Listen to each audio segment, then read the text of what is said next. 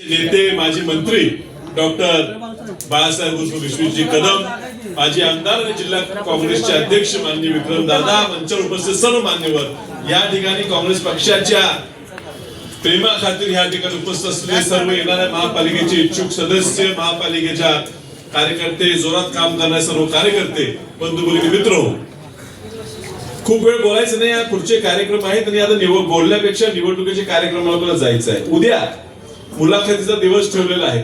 आपल्या प्रत्येक इच्छुक उमेदवाराला वाटते की आपण सोबत आपल्या सर्व कार्यकर्त्यांना घेऊन यावं, पण सगळ्यांना मी विनंती करतो, उद्या बैठक मुलाखतीची आहे. फक्त मुलाखत ही उमेदवाराचीच घेतली जाईल आणि पहिल्यांदा ही आपण नवीन पद्धत करतोय की दोन्ही प्रमुख पक्ष आणि जमलं तर इतर सहयोगी पक्षांना एकत्रित घेऊन एकत्रित मुलाखतीचा कार्यक्रम उद्या होणार आहे.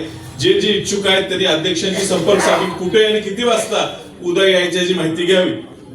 एक संघपणे आपण या ठिकाणी जातोय, कारण जी जातीयवादी शक्ती या महाराष्ट्रात आता राज्य करते, देशावर राज्य करते, त्याला पराभूत करायची जबाबदारी, देशात पराभूत करायची जबाबदारी, राज्यात पराभूत करायची जबाबदारी ही आपल्यावर आहे. सुरुवात सांगलीने केली पाहिजे. स्वातंत्र्य लढाईत वसंतदादांनी सुरुवात केली, देश स्वतंत्र झाला.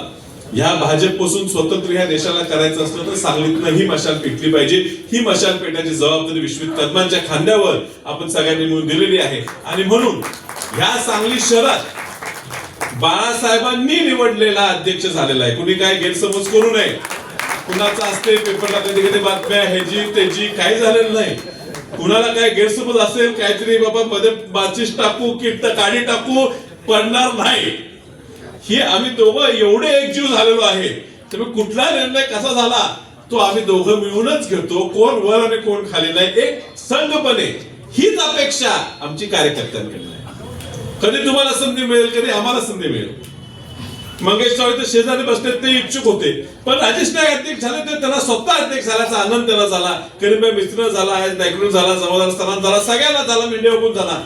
ही काँग्रेस आपण एकत्रित पुढे न्यायची आहे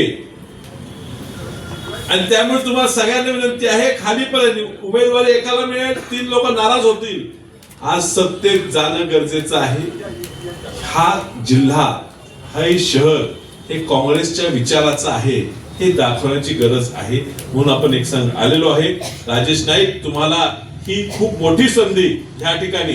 तुमच्यावर आमच्या सगळ्यांची नाराजी आहे. मधल्या काळात जरा इथं तिथं भरकड होता, हे आम्हीच म्हटलं पाहिजे. पुन्हा बाळासाहेब सगळं स्पष्ट बोलता येत नाही. आता तुम्ही परत आपल्या ह्या किल्ल्यात आलेला आहे, आपला गड आहे. हा खंड भागात आपली काँग्रेस कमिटी आहे. तुम्ही ह्या भागातले आहात आणि ही आपला बालेकिल्ला आहे आणि त्यामुळे ह्या बालेकिल्ल्यात तुम्ही बसून ह्या महापालिकेवर झेंडा काँग्रेसचा लावायची जबाबदारी तुमच्यावर आहे. तुम्ही समर्थपणे कराल. सगळ्या कार्यकर्त्यांना सांभाळून न्या, सगळ्यांचे एकत्रित काम करा असं विनंती करतो. आणि आता विनंती करतो की बाळासाहेब त्यांनाच बोलू दे का, मग तुम्ही शेवटी बोला. मी त्यांचं आज पदवीला आम्ही थोड्या वेळात करणार आहे, पण आज त्यांना निवड झाली. त्याचा निवड झाल्याबद्दल तुमच्या सगळ्यांचा आभार ते आता मानतो.